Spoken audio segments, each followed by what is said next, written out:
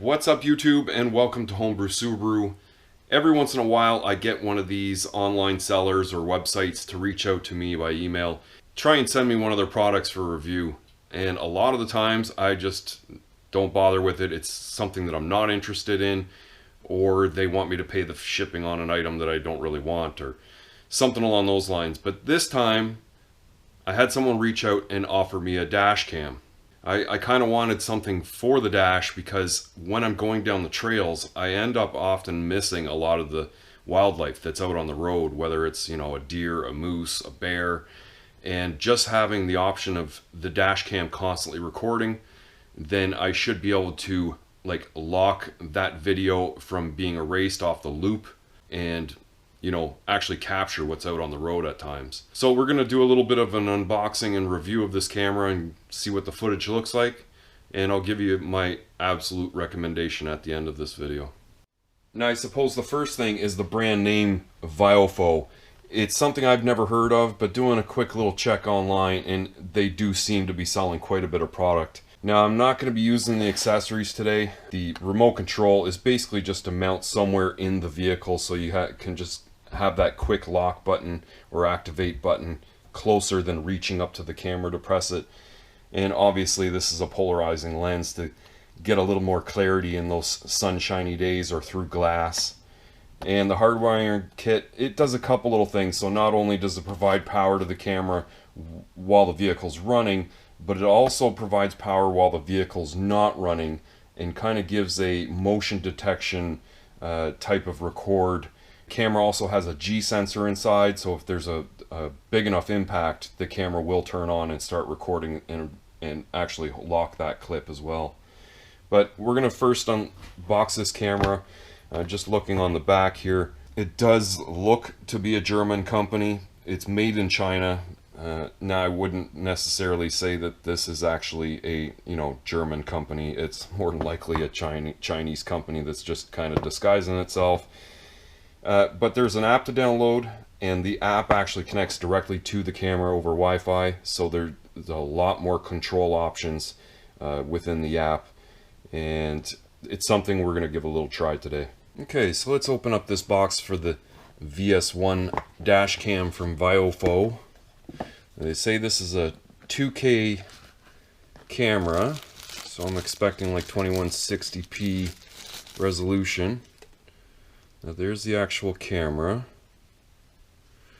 and from what I know, it kind of sticks onto the dash, and then you can kind of angle it to wherever you need using that little pivot there.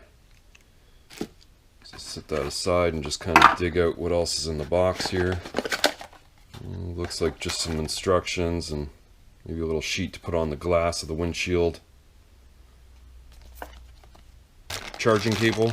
32 gig card is included, and then just a regular USB, and it looks like a sticky pad to get the camera to stick to the windshield. So at first here, I'm just going to concentrate on the camera, the cable, and the card, and I think everything else can just stay right in the box for now, because I don't believe I'm going to need anything else.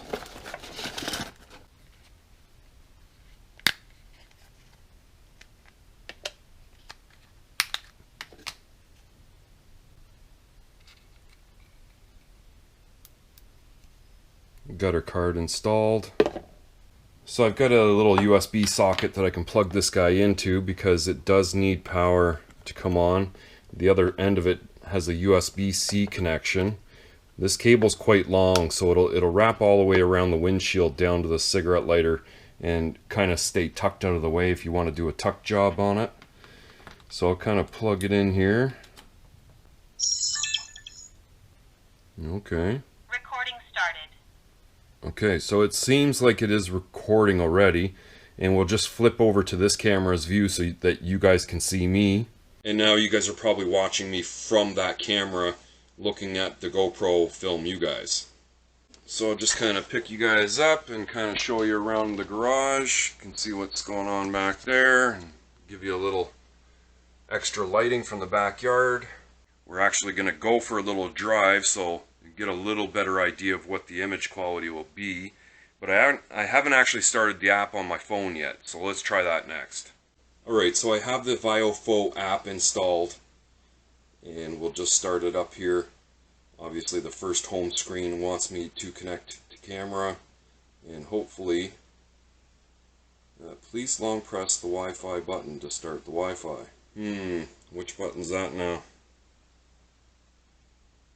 I'm going to say it's the one on the back. Maybe not. Wi-Fi enabled. Ooh, Wi-Fi is now enabled. Okay, so the factory password is 1234567 and I've just selected the camera. 1, 2, 3, 4, 5, 6, 7, 8. Join. Wi-Fi connected. Auto connect to the camera, and now we'll just go back to the app. And I think we're going to get a live view directly on the app of what's on the camera, and sure enough we are. So there is some options in all the clips that it's already recorded by going there, and we'll go into options here. Recording started.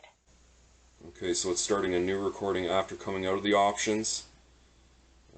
Looks like the Viofo logo. So now the logo stamp is actually missing from there. I don't think we're getting any GPS information because we're really not going anywhere. It's just sitting on my bench. So I mean, on the phone it looks really good. I don't know if I can get a bigger view. Yeah, I can. Stretches out the image a little bit, but you can see here, just showing it back to you, it looks pretty good. The app works really nicely and has a bunch of options to play with. But I think the next thing now is to actually mount the camera in the Forester, and I'm planned on going down this work channel road, so we're going to take some footage with the camera and compare it to what the GoPro does.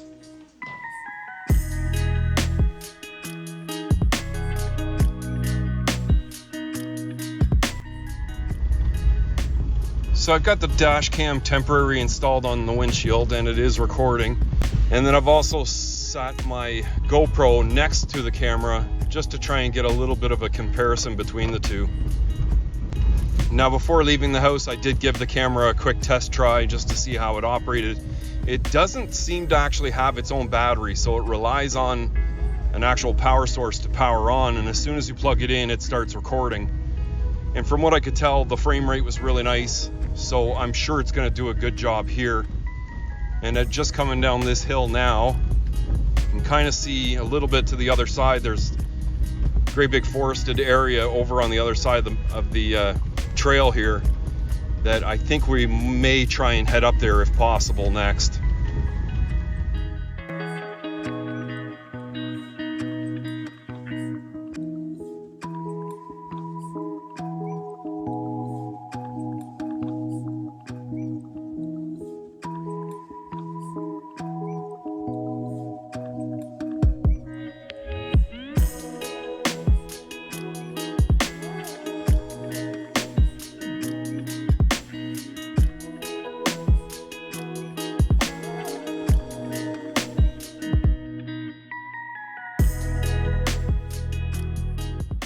So I've had a chance to review the camera footage. It looks great. I'm not gonna lie.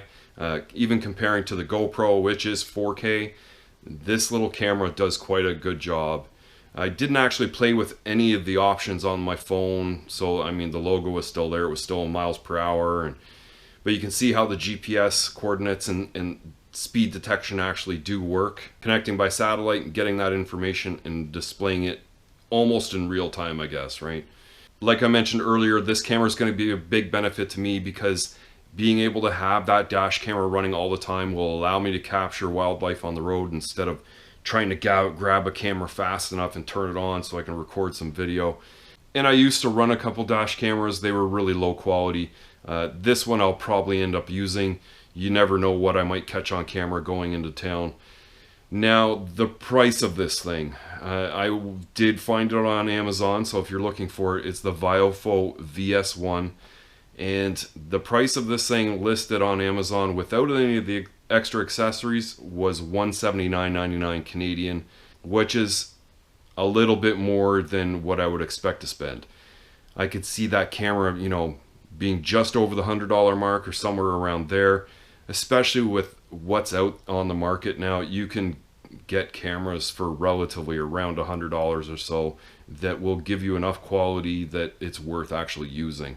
So can I actually recommend the camera? Well, I can recommend it for its quality and the app use. It seems to do everything that I would hope it would do. Beyond that, the price is a little bit too high for the camera, I believe. If they included all the extra accessories, like the hardwire kit, I found out was another $30 on the side. So, I mean, if they were throwing that in, it might be a little bit more worth it to some people. Their other cameras get even more expensive as long as they have a screen or dual camera setups. You know, I saw one that was over 400, so you'll have to kind of keep that in mind if you're shopping for one. If you like this video, definitely give it a thumbs up, and if you're new here and haven't already, please consider hitting that subscribe button. Leave your questions and comments further down below, and I'll see you in the next one.